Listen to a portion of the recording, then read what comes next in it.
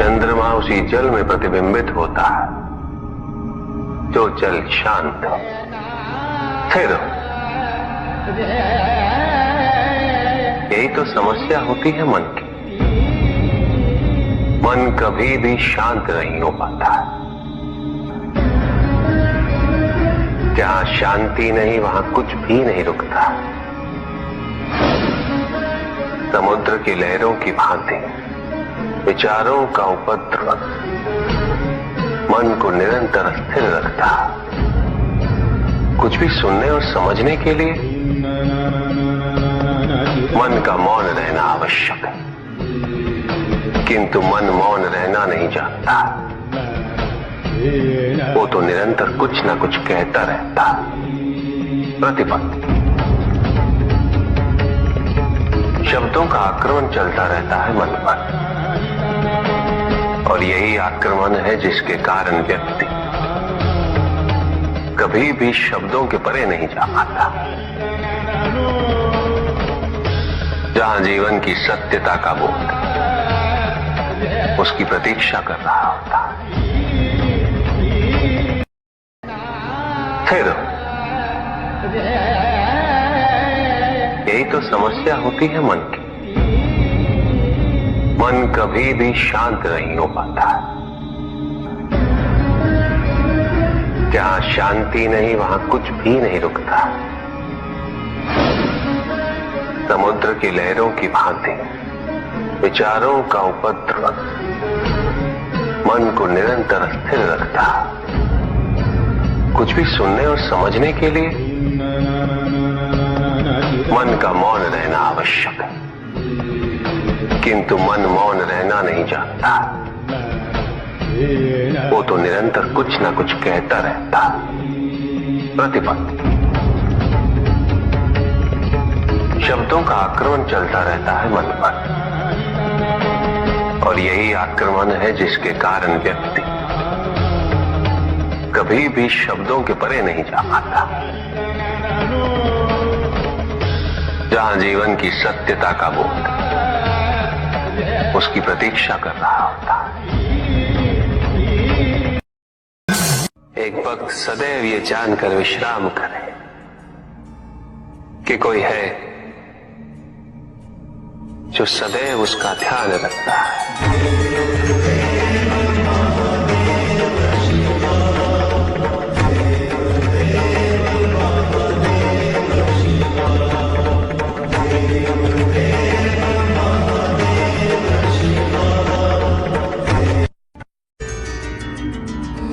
भक्त की भक्ति और उसकी श्रद्धा से प्रसन्न होगा। उसके आराध्य उसे दर्शन अवश्य देते, किंतु कब, किस रूप में और किस परिस्थिति में,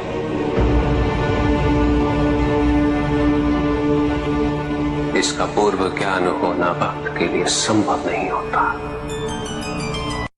जब जब भक्त भगवान का ध्यान करता है तब तब भगवान भक्त का ध्यान रखते हैं।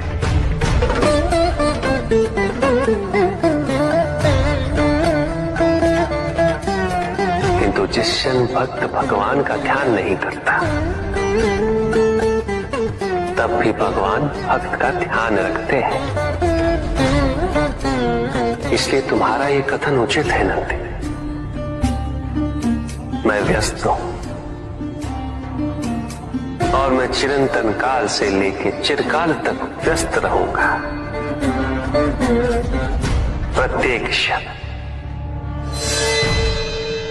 प्रत्येक भक्त का ध्यान रखते हैं।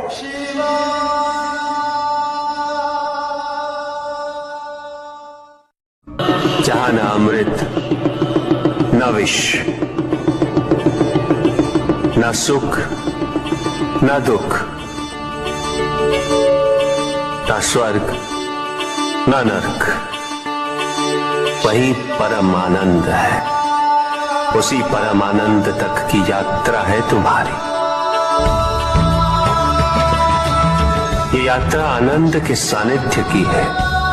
ये यात्रा सानिध्य के आनंद की है। और इस यात्रा में मैं प्रतिपल तुम्हारे साथ हूं।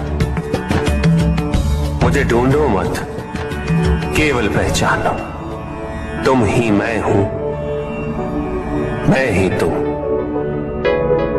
हर आरंभ का मैं ही अंत हूं और हर अंत सदैव मेरा ही आरंभ होगा। देव देव महादेव शिवा, देव देव महादेव शिवा।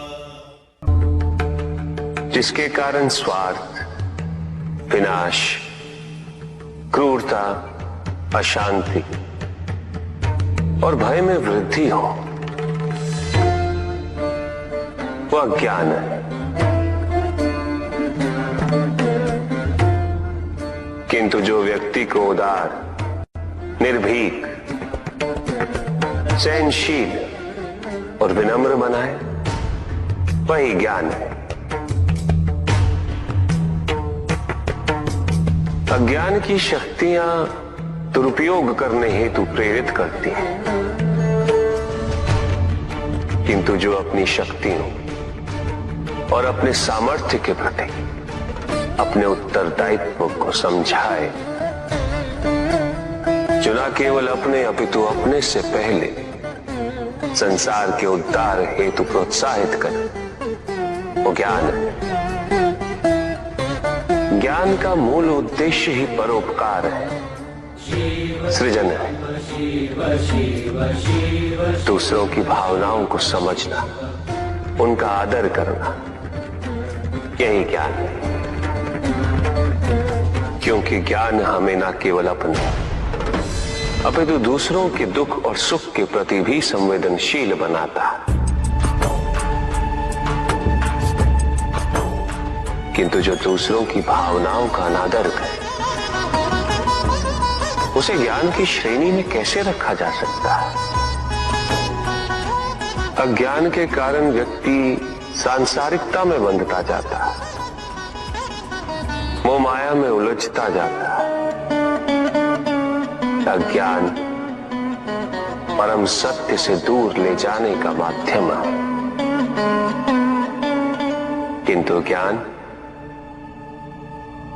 व्यक्ति को परम सत्य की ओर ले जाता है। ज्ञान मुक्तिदायक है, मोक्ष का मार्ग है। और इस मुक्तिदायक ज्ञान का सर्वोच्च रूप है आत्मज्ञान, और यही ज्ञान की पूर्णता भी है कि व्यक्ति अपने को समर्पित कर दे, छोड़ दे अहंकार को, तो ब्रह्म की इच्छा ही पूर्ण होती है और अभी भी वही फलित हो रही है।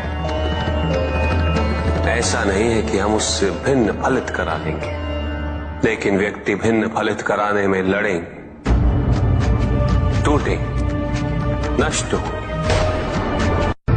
कुछ भी सुनने और समझने के लिए मन का मौन रहना आवश्यक है, किंतु मन मौन रहना नहीं जानता। वो तो निरंतर कुछ ना कुछ कहता रहता है। प्रतिपल शब्दों का आक्रमण चलता रहता है मन पर, और यही आक्रमण है जिसके कारण व्यक्ति कभी भी शब्दों के परे नहीं जा पाता। जहां जीवन की सत्यता का बोध उसकी प्रतीक्षा कर रहा होता है। कभी भी किसी व्यक्ति का विवेक, उसके संस्कार, निर्भीकता तथा उसके आचरण की परिपक्वता को परखना हो, तो उसे शक्तियों से सुसज्जित करता हूं, पदाधिकार सौंपता हूं, परिणाम स्पष्ट हो जाएगा। प्रभु, यदि आप स्वयं यहाँ कैलाश में उपस्थित हैं, तो प्रतिदिन का संध्या काल पूजन आपके समक्ष क्यों नहीं होता है? पूजित का साक्षात सामने होना मन को भटकने नहीं देता, तो जो सच्चे भक्त हैं भगवान तो उनके मन में, उनके हृदय में निवास करते हैं। जिनके हृदय में श्रद्धा है उनके लिए पूजा करने हेतु अपने आराध्य का साक्षात सामने होना अनिवार्य नहीं।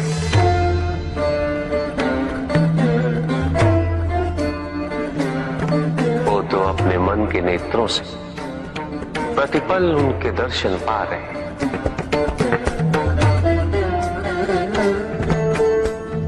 उनकी प्रत्येक अनुभूति में भगवान है।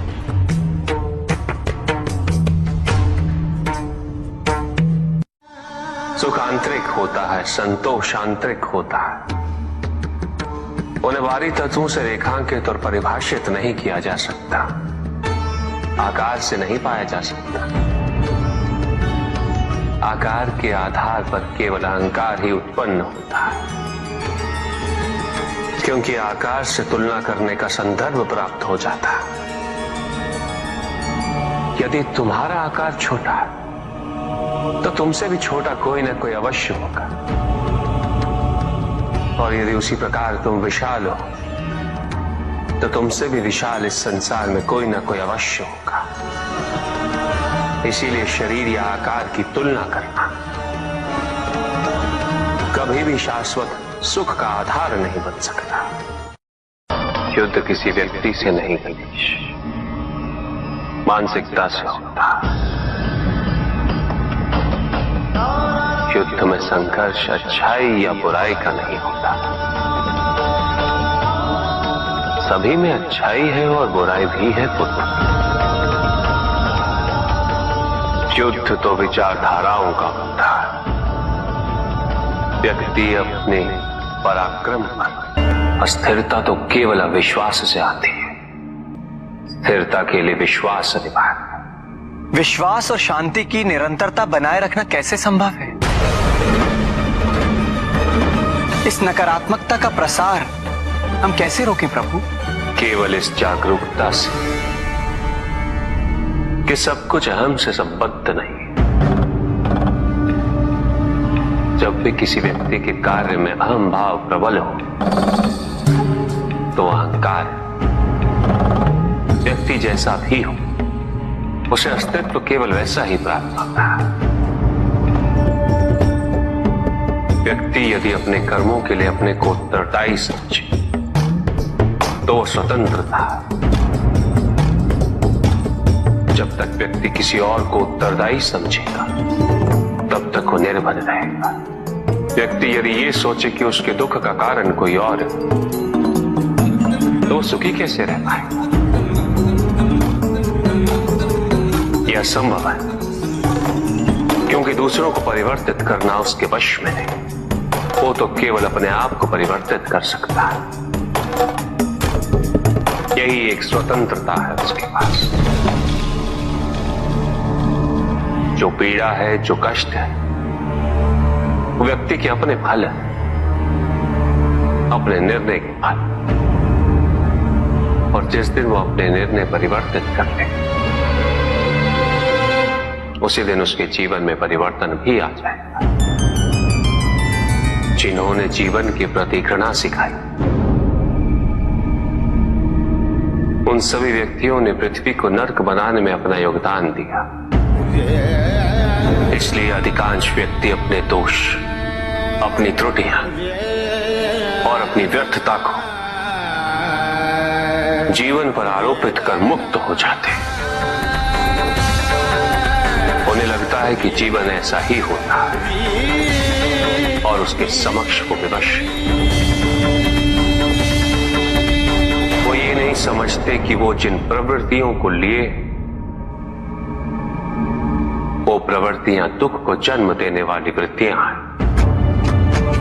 वो अपनी अज्ञानता के गहराई से अनभिज्ञ है और वो अपने अहंकार में ये स्वीकार नहीं कर पाते कि वो तो कुछ जानते ही नहीं। अहंकार सर्वज्ञता का भ्रम उत्पन्न करता है। न जानने की स्वीकृति बहुत बड़ी विनम्रता है, और वही पवित्रता भी है। हमें संसार में संतुलन को बनाए रखने के लिए पवित्रता के आधिक्य की आवश्यकता है। किंतु प्रभु, इस पवित्रता में कौन से लक्षण अनिवार्य हैं?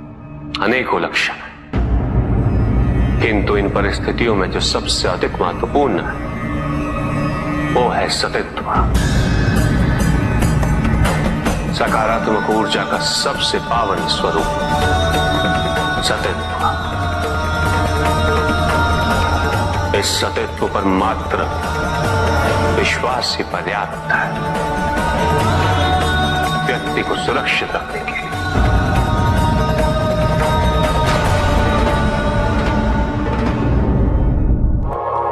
एक बार व्यक्ति सतित्व पर विश्वास कर ले तो नकारात्मकता सदैव के लिए दूर हो जाती है और संतुलन स्थापित होता है। अहंकार तो हानिकारक है ही, किंतु सतित्व पर अहंकार घातक होता है।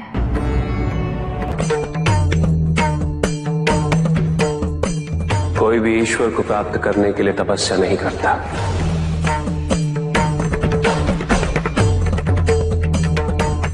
कोई भी तपस्या इसलिए नहीं करता कि उसकी भक्ति उसके आराध्य तक पहुंच जाए। मृत्यु चाहते हो, मुक्ति चाहते, किंतु मृत्यु से मुक्ति प्राप्त नहीं होती। ना ही मृत्यु जीवन का अंत होती।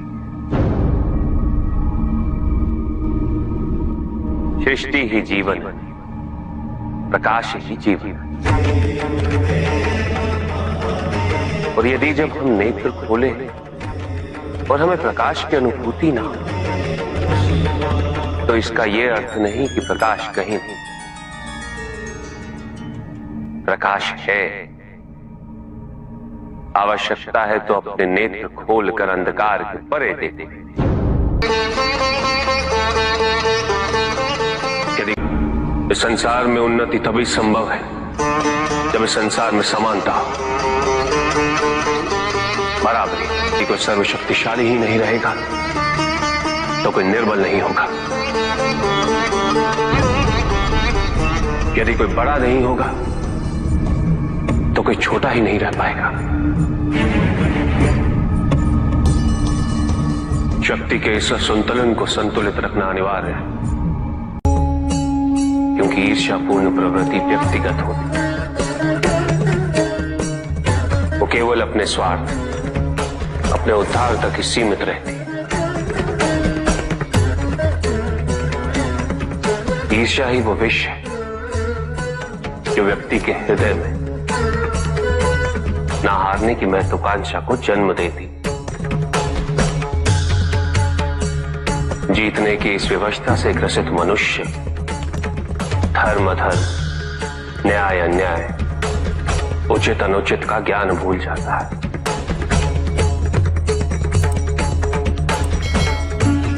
संवेदना करुणा भूल जाता है। उसे स्मरण रहता है तो केवल जीतना, भले ही वो छल कपट के माध्यम से ही क्यों ना हो। एक असुर था, एग्रिप। एक दिन वो ब्रह्मलोक गया।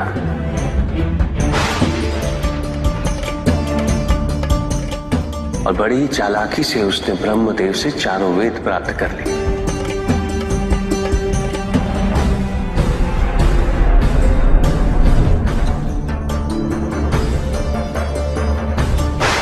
और जाके समुद्र में छुप गया, क्योंकि सारा ज्ञान वेदों में निहित है। इसलिए संसार से सारा ज्ञान चला गया। जब अज्ञानता का अंधकार फैलता है तो अधर्म बढ़ने लगता है। भगवान विष्णु सब देख रहे थे। उन्हें ज्ञात था कि शीघ्र पृथ्वी लोक पर प्रलय आने वाला है। हैग्रीव के साथ चारों वेद भी लुप्त होने का भय था। ब्रह्मदेव सृजन करता है।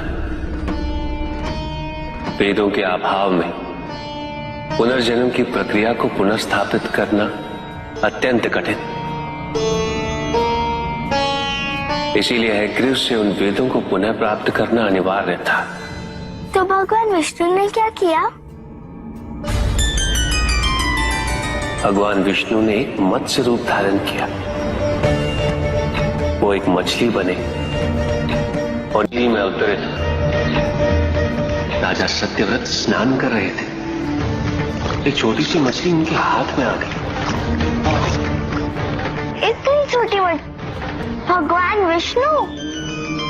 हाँ, राजा सत्यव्रत उस मछली को जल में छोड़ने जा ही रहे थे कि उस मछली ने बड़ी मछलियों का भय जताते हुए उनसे विनती की। उनसे कहा कि वो उसे अपने साथ ले चले। राजा सत्यव्रत अत्यंत दयालु थे। मछली को अपने कमंडल में शरण दे दी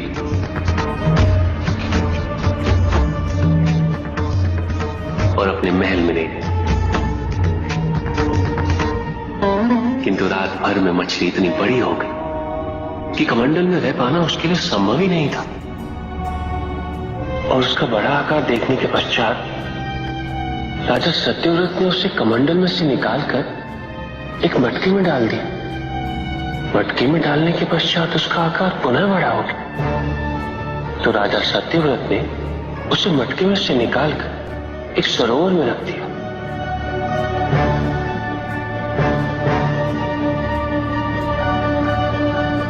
किंतु उस एक ही रात में सरोवर में रखने के पश्चात भी उसका आकार इतना बड़ा हो गया कि उसे नदी में रखना पड़ा।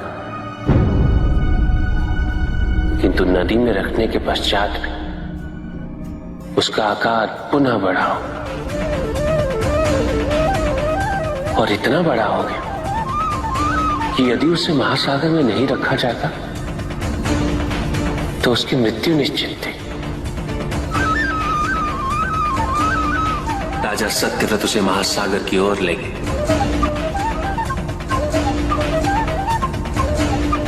क्योंकि राजा सत्यव्रत तपस्वी थे, ज्ञानी थे,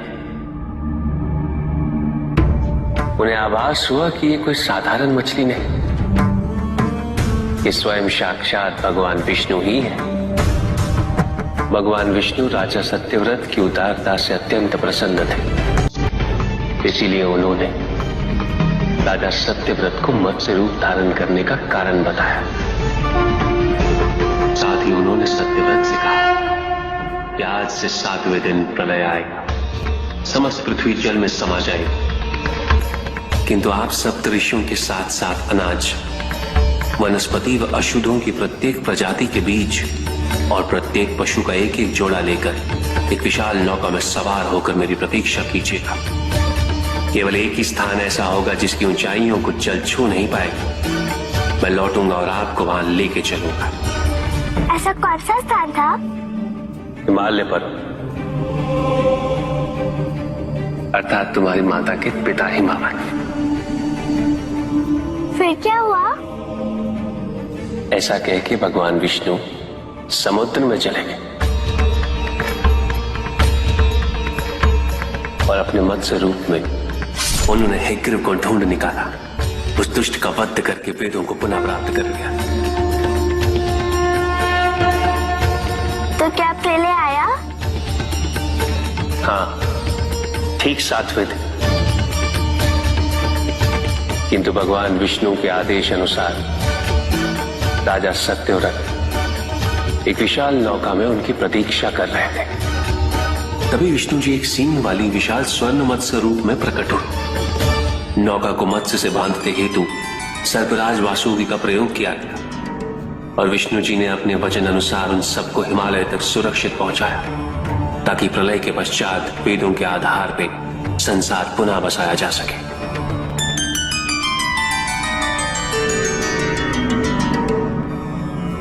राजा सत्यव्रत मनु कहलाए। मनु अर्थात मानव जाति के प्रजनक। इसी प्रकार भगवान विष्णु ने न केवल वेदों को पुनः प्राप्त कर अपितु समस्त संसार का कल्याण भी। अर्थात भगवान हर संकट में अपने भक्तों की सहायता अवश्य करते हैं।